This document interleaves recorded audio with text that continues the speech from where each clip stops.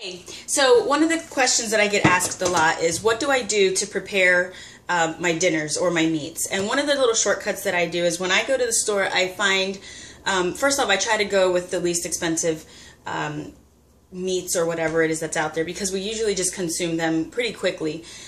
Today I found some chicken legs, and they were on sale. They were $1 off of a pack that was $6.12. So I paid $5.12 for 13 chicken legs, the drumsticks.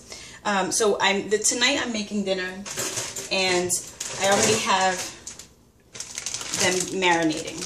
So instead of marinating my chicken every single time, or whatever meat I'm going to use every single night, I'll do the same thing that I did here in advance. So I used a couple legs here, and then whatever's left over that I will not be using this evening, I'll put inside of my 1 gallon Ziploc bag.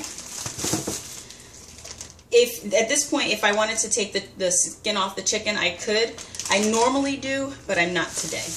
My husband doesn't like the skin, so I try to accommodate him as best I can. But I stick it inside of the bag.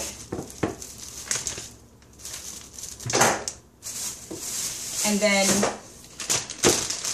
I add whatever seasoning I'm going to use to season it for the next meal or whatever it is. It's the roast. Today I'm using the Grill Mates roasted garlic and herb from McCormick. So for the sake of telling you how much I'm using for these drumsticks, I have a capful. I think I'll go 2 capfuls. Okay.